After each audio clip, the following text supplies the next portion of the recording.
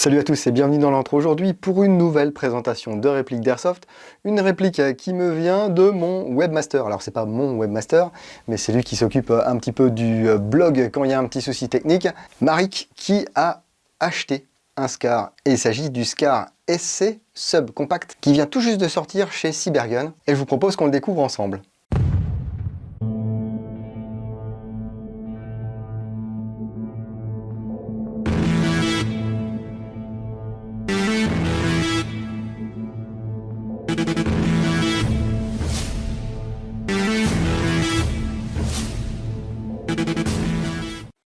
Merci encore une fois à Marik. Voilà, moi je sais que quand j'achète un truc, j'aime bien l'avoir directement. Lui, il a commandé son SCAR SC chez OPS Store. Je crois qu'il l'a commandé samedi ou vendredi après-midi. Enfin bref, et il est arrivé le lundi matin. Donc ça va très très vite. Il l'a payé 499 €. Mais aujourd'hui, ce n'est pas OPS Store qui sponsorise cette vidéo, c'est NaturaBuy. Et j'aimerais aujourd'hui vous parler de la garantie 30 jours, euros et remboursés. Vous pouvez retrouver des dizaines de milliers de références liées à l'airsoft. Et un des gros atouts, c'est qu'ils garantissent tous les achats, aussi bien les produits neufs que les produits d'occasion. Donc si vous n'êtes pas satisfait de votre commande, qu'il y a un problème même après utilisation, ils prennent le relais et vous remboursent quoi qu'il arrive. Alors c'est du jamais vu, et en plus le processus est super simple et rapide. Je vous mets un lien dans la description de la vidéo, allez jeter un coup d'œil et donnez-moi vos retours si vous êtes utilisateur du site NaturaBuy. Voilà pour l'annonce, revenons à nos moutons. Donc ce SCAR SC qui est le fruit d'une collaboration entre FN Airstyle, Cybergun qui détient la licence pour l'airsoft, et puis Ares sur ce modèle, et puis sur les modèles qui viennent de sortir. On a du SCAR L, du SCAR H modèle tireur de précision que je devrais pouvoir vous présenter très bientôt, et puis ce modèle Subcompact, donc très très court. Toute cette première série, tout vient d'Ares, donc Gearbox V2 Ares hybride avec EFCS, programmable à l'aide du petit boîtier qu'on connaît maintenant tous. Et ça explique aussi les prix, on est aux alentours de 500 € pour toute la gamme là. Et dites-vous qu'il y a 2 ans, ça aurait été peut-être 400 €, voilà. Mais tout a augmenté, que ce soit les matières premières, le transport, l'énergie. Donc les prix augmentent. Mais ça, c'est pas que chez Ares. Alors après la question c'est, est-ce qu'on a envie nous de dépenser 500 € pour un SCAR ? Eh bien écoutez, on va essayer de répondre à quelques questions en tout cas. Déjà ces SCAR, dont le SCAR SC, sont livrés dans des mallettes en plastique. Ce sont des mallettes assez légères mais qui ont l'air assez solides. Alors c'est pas du Pellicase, mais ça fera son travail pour transporter ou pour stocker votre réplique. En tout cas rien à bouger lors du transport. Ça tient fermé à l'aide de 2 loquets. Il y a des emplacements pour mettre des cadenas. Et puis la poignée est montée sur ressort, ce qui fait qu'elle s'efface automatiquement dès qu'on la relâche. À l'intérieur, il y a une petite sérigraphie, c'est moulé, donc on a le type de réplique qui est dans la mallette. Ici, SCAR SC multicalibre. Et puis tout est bien calé, on voit ici qu'il y a un emplacement pour un second chargeur. Donc côté packaging, c'est assez sympa. On va retrouver un petit peu de documentation dans cette mallette. Vous voyez, ici une explication, FN SCAR SC. Vous venez juste d'acheter une réplique du FN SCAR SC, une variante subcompacte du SCAR, du fusil d'assaut SCAR, qui est en aucun cas inférieur à ses aînés, taille minimum et efficacité maximum. Présent sur le marché depuis 2018, le SCAR SC bénéficie d'une grande versatilité, parce que versatile en fait en français c'est un peu négatif, alors qu'en anglais c'est positif. D'une grande variété dans ses usages, disponible en différents calibres, 5,56 par 45 autant, c'est du 223, ou alors 7,62 par 35, ça c'est du 300 Blackout. Sa compacité et sa manœuvrabilité en font un précieux allié pour les opérations spéciales, spécialement en environnement urbain. Ces atouts ont déjà convaincu une variété d'unités spécialisées et de forces spéciales, particulièrement en Belgique et en France. Après 2 ans de développement, en collaboration étroite avec FN Airstyle, Cybergun est heureux de vous présenter une réplique fidèle qui offre les attentes de qualité qui étaient attendues par son équipe de recherche et de développement ainsi que de FN Airstyle. Parce que oui, les répliques sont toujours validées par le licensor. Donc là, si FN Airstyle dit c'est pas bon, on n'en veut pas, eh bien ça ne sort pas. Nous espérons que vous allez aimer. Putain, c'était écrit en français de l'autre côté. Nous espérons que vous prendrez autant de plaisir à vous en servir que nous en avons pris à le concevoir. J'étais en train de vous traduire le truc en anglais à la volée alors que en fait c'est écrit en français. Ça arrive. Il y a encore un peu de Covid en moi. Il y a également un manuel d'utilisation grand format. Bon lui par contre il est un petit peu morflé. C'est en anglais en français et en espagnol. Bon, bah, comme d'hab, hein, vous avez les instructions de base pour pouvoir vous servir de votre réplique, régler les organes de visée, installer une batterie, changer le ressort, régler le hop-up et tout est quanti. On va retrouver également, punaise c'est lourd ça, un chargeur, aïe, chargeur mid-cap à coque acier. Voilà, on va pouvoir mettre 130 billes dans ce chargeur et il est siglé de la FNR Stahl. Vous n'allez pas le péter tout de suite. Hein. On verra en cours de vidéo la compatibilité avec les chargeurs du marché, enfin en tout cas les 8 marques de chargeurs que je possède. Dans cette mallette, on va également trouver une tige de nettoyage et de débourrage, et puis une petite pochette avec un ressort, et puis une clé Allen. Le ressort, c'est genre un M120, quelque chose comme ça, M120, M130. Et puis la clé Allen, elle va servir entre autres à appuyer sur le loquet de la crosse pour pouvoir l'abaisser et installer la batterie. Et puis bien entendu, il y a un SCAR SC dans cette boîte. Ouf, c'est pas léger, hein, mais vous voyez, c'est compact. Ça fait entre 540 et 650 mm de long pour une masse de 3270 grammes. Donc c'est compact, mais on sent qu'on a vraiment un gros morceau. Hein. Alors, je vous disais entre 540 et 650 mm. C'est un gros delta, mais parce que on a une crosse ici qui va venir, hop là, se déployer sur 3 positions. Donc ici, rentrer à fond, premier cran, deuxième cran, et puis si on pousse encore et qu'on tire, on peut ôter la crosse, on verra pourquoi tout à l'heure. La réplique est constituée d'alu pour le receveur supérieur et de polymère fibré, donc de nylon fibré pour la partie inférieure. La poignée pistolet, l'appui-joue ici est en caoutchouc, on a des rails latéraux qui sont en plastique, un rail inférieur qui est en métal, d'autant que je puisse en juger en tout cas. Alors ça a un look un petit peu bizarre, hein. Quand on pense à SCAR, on pense fusil d'assaut, donc surtout avec cette crosse emblématique en forme de botte là. Et bien là, non. Et pourtant, c'est pas désagréable. Donc, on peut voir ici le gros talon de crosse avec le logo FNH. Ici, des petits picots. Alors je sais pas si c'est du plastique, non c'est peut-être du caoutchouc ça, c'est du caoutchouc haute densité. Hein, ça plie un petit peu, ok. C'est monté sur 2 tiges en alliage. Alors il y a un jeu minimal, hein, mais une fois qu'on épaule, franchement c'est confortable. Alors l'appui-joue, on aime, on n'aime pas. Pareil, il est en caoutchouc. Pour certaines personnes, il sera trop avancé, pour d'autres, il sera trop reculé. Ça dépend vraiment de votre morphologie. Donc, ici, le loquet pour la crosse. Voilà. Un anneau de sangle ici. Un anneau de sangle ici. Et un anneau de sangle ici, plus ici devant, un anneau de sangle de chaque côté.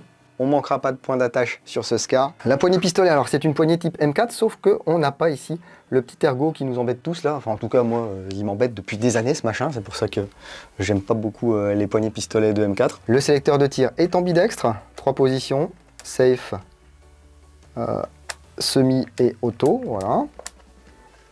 Ici on a un ergot qui est plus court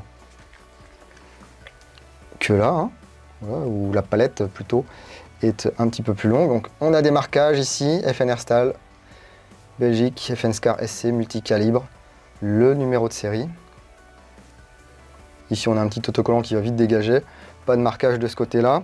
Le déflecteur ici, le bouton d'éjection du chargeur là, qui est également ambidextre. On a une palette ici, et puis l'arrêtoir de culasse ici, qui est fonctionnel. Ici, on peut voir le levier d'armement qui est tordu, mais c'est fait exprès. Hein.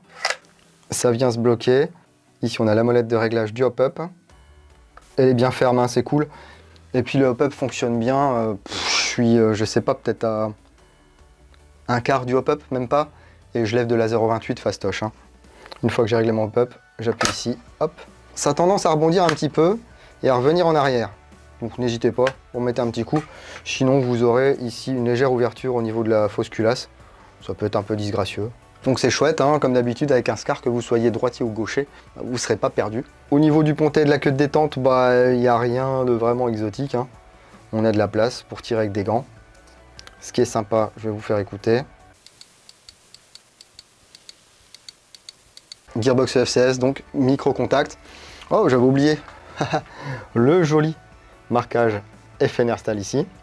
Et puis du rail, les gars, hein, donc un rail de chaque côté ici, un rail inférieur et un rail qui fait toute la longueur du receveur supérieur, l'emprunt des gaz ici, et le cache-flamme qui est monté sur un canon externe via un filetage au pas de 14 mm anti-horaire. Donc là, si je veux, je l'enlève. Et tiens, on va lui mettre ça.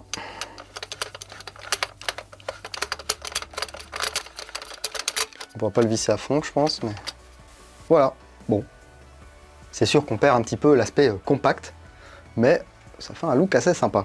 Ah, c'est sympa, j'avais pas fait attention, vous l'avez peut-être fait plus attention que moi, là. Mais sur les rails latéraux, il y a des petits marquages de position. Et puis on va avoir une paire d'organes de visée, ma foi, assez sympa. Ce sont des flip-up.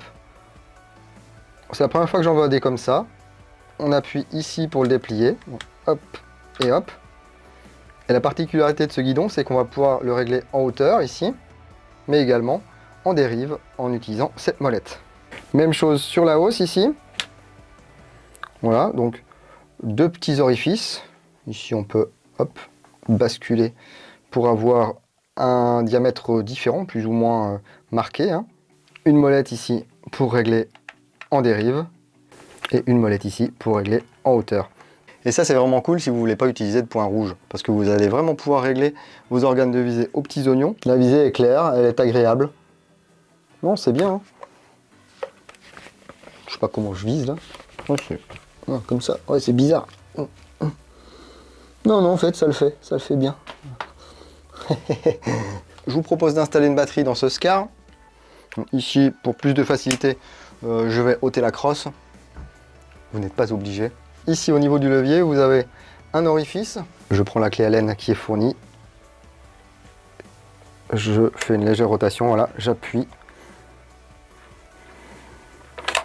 Et je fais descendre la crosse. Et là, que peut-on voir? Eh bien, pas grand-chose car il fait noir. On peut voir déjà la connectique. Donc c'est du DIN. Et puis ici, le système de changement de ressort rapide. Donc, une vis ici à dévisser. Et ensuite, avec une clé Allen, on pousse, on imprime une rotation, on laisse venir. Alors, c'est un petit coup à prendre, hein, parce que c'est partiellement bloqué par l'appui-joue ici. Mais franchement, ça se fait bien. Et la batterie va donc venir se glisser ici au-dessus de la gearbox. Il y a vraiment beaucoup de place. Alors, il ne faut juste pas venir bloquer la fausse culasse, ce serait dommage. Moi, je mets un stick ici, hein, toujours le même. Toujours le même stick, il met le gars. C'est conçu pour pouvoir fonctionner avec de la lipo 11.1, donc pas de panique. Vous pouvez jouer à la 7.4, vous pouvez jouer à la 11.1. Alors, voyons voir.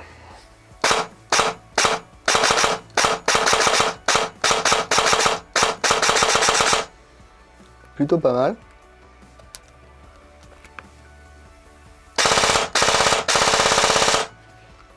Bon, c'est assez réactif, je sais pas ce qu'il y a comme moteur là-dedans. On a une cadence pas dégoûtante. Je dirais qu'on a à peu près 15-16 bisecondes. L'action sur la queue de détente est assez légère en fait, hein, parce que il n'y a pas de résistance. On tire, on arrive voilà, sur le contacteur. Il n'y a pas d'over travel.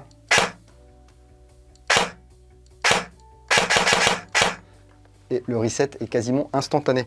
Je vous disais, la réplique est donc livrée avec 2 ressorts et je vous propose d'aller tester ces 2 ressorts au Crony maintenant et ensuite de laisser le ressort qui correspondra le plus à mon jeu pour aller faire les tirs sur cible.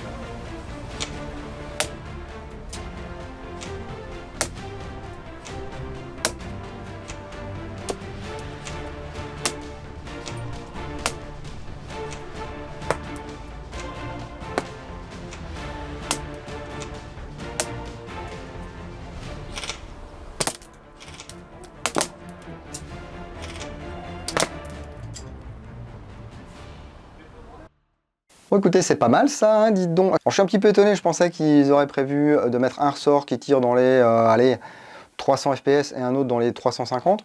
Mais on commence ici à 350 fps, un petit poil en dessous, allez, on va dire la moyenne est quand même aux alentours de 350.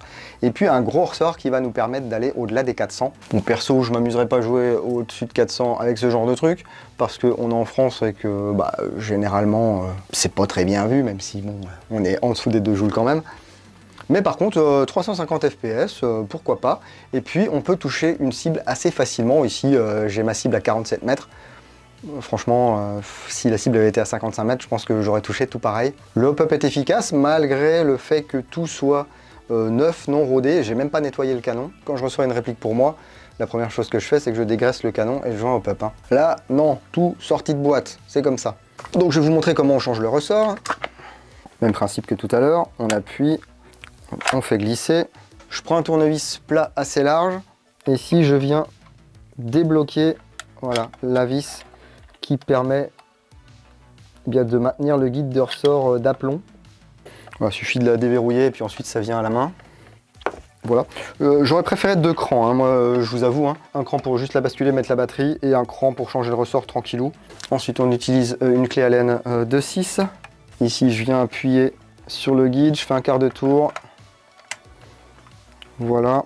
Et vous voyez, le guide sera un petit peu en biais. Bon là, par contre, c'est un guide tout à fait basique. Hein. Il n'y a pas de roulement, il n'y a rien du tout. Juste une rondelle en métal. C'est du plastique, ça. De l'alliage. Et là, en fait, comme le ressort vient un petit peu en biais, bah, je vais le tourner comme ceci. Allez, je vous montre comme ça. Je le fais tourner. Voilà. Et comme si je le dévissais. Hein. Et là, je peux remettre celui que je veux. Là, je vais laisser le même. Hein. Bon, même principe, cette fois-ci je le visse un petit peu. Sinon on peut le faire rentrer un petit peu en torsion ou quoi, mais j'aime pas trop ça. Voilà, le principal c'est qu'on ait quand même un changement de ressort rapide. Ici, allez, en moins de 3 minutes, hein, on a changé son ressort. On n'a pas déposé la gearbox. On s'est pas fait suer. Voilà. Moteur peut-être high torque, hein, vu comment il aimante mes outils. Alors sachez que sur les autres versions, du coup, comme on peut ôter la crosse, c'est plus facile pour changer le ressort. Je pense qu'on doit pouvoir, lorsqu'on démonte la réplique, changer le levier d'armement de côté. On verra ça dans la review complète. Et je vous le disais, on peut programmer cette gearbox. Je vais chercher le boîtier tout de suite. Oui, c'est un boîtier Ares. Hein. C'est un peu ancien, donc c'est pas prévu pour tourner avec du DIN. Bah, c'est pas grave. Hein. Il y a des adaptateurs d'un côté comme de l'autre. Voilà, donc ici on vient brancher la réplique, une batterie, et puis on va se tourner voilà, vers la technique du vieux singe, le téléphone portable. Donc vous voyez ici, on est en safe semi-auto. Voilà, on a un mode safe semi burst de 3, safe burst de 3 auto et safe semi-semi. Ça c'est ce que j'utiliserai sur le DMR. Ici on va choisir le type de batterie, donc là on est bien en lipo 3 cellules. Donc ici par exemple on va faire safe semi burst de 3. Je tourne ici, voilà, et j'appuie sur entrée.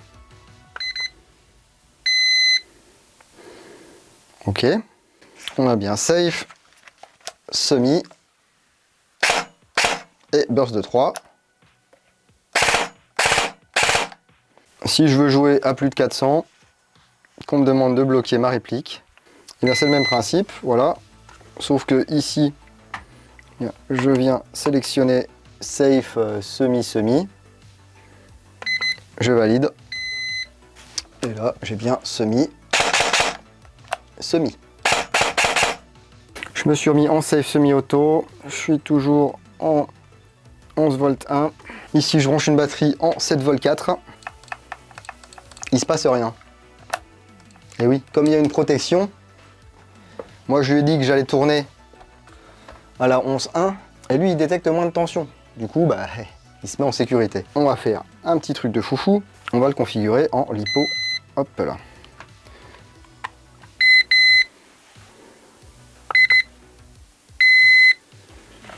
Deux cellules.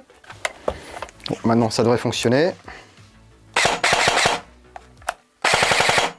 Voilà, bien sûr on a moins de patates. Et si je mets le 11.1, ça fonctionne aussi. Sauf que je n'ai plus la protection de batterie. Parce que là, pour lui, j'ai une 7.4. Donc tant que le voltage, bah, il est, on va dire, au-dessus de 7 volts, c'est à peu près ça, hein, 6 volts 8, 7 volts, et ben ça va lui aller. Sauf que sur une 11.1, et bien si elle arrive à 7 volts 4 ou 6 volts 8, elle est morte. Ok. Donc faites bien attention si vous programmez votre truc. Par défaut, je pense que c'est programmé pour NIMH. Donc vous pouvez mettre du 11 volts 1, du 7 volts 4, ça va fonctionner, mais vous n'aurez pas de protection de batterie. Hein. Voilà, le boîtier coûte une quarantaine d'euros. Si vous en avez besoin, si vous avez plusieurs répliques Ares ou Amoeba chez vous avec les gearbox EFCS, c'est toujours utile de l'avoir. Sinon, si c'est votre premier achat, on s'en passe. Hein. On va parler de la compatibilité avec les chargeurs Stanag que je possède. Si je les ai mis de l'autre côté, ça serait vachement plus pratique. La plupart sont des chargeurs polymères mid-cap, donc on va voir si ce SCAR mange un petit peu de tout. Donc ici, c'est un chargeur OPS. Ok, déjà il s'enclenche. Ça feed. Un chargeur CAA, pareil, polymère. Ça s'enclenche. Ça tire. Chargeur Amoeba. Bon, j'espère que ça va s'enclencher quand même. Il y a du jeu quand même. Hein. Mais ça tire bien. Un chargeur Battleaxe.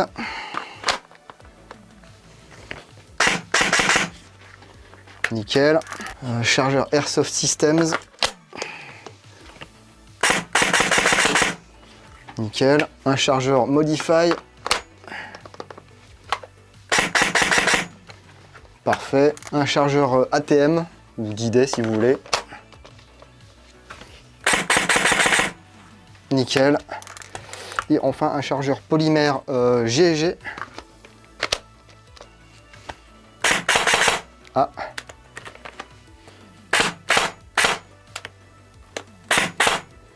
Mais vous voyez les GG là en fait, ils bougent un peu.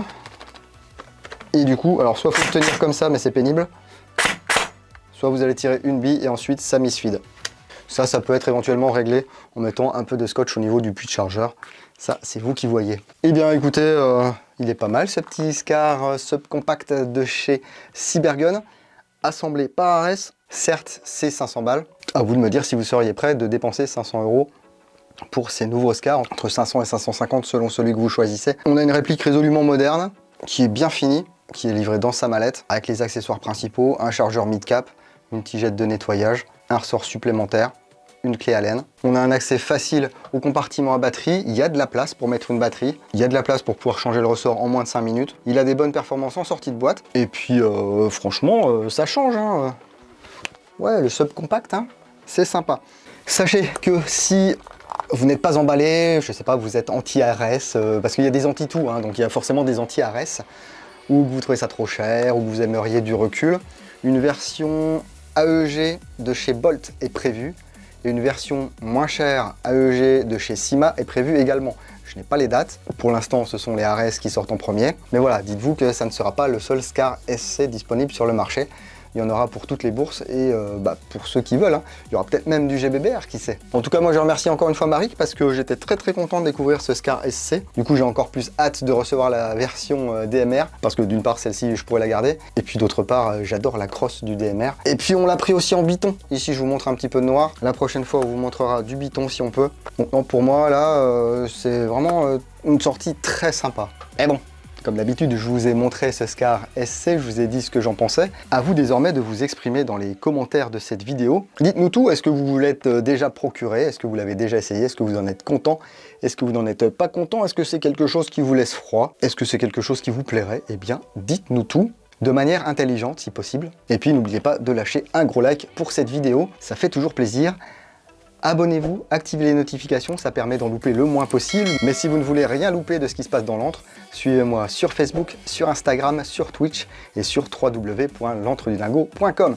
Continuez à prendre soin de vous, si vous allez en jeu le week-end prochain, n'oubliez pas, jouez sérieusement mais sans vous prendre au sérieux. Et moi je vous dis à bientôt dans l'Entre du Dingo. Bise.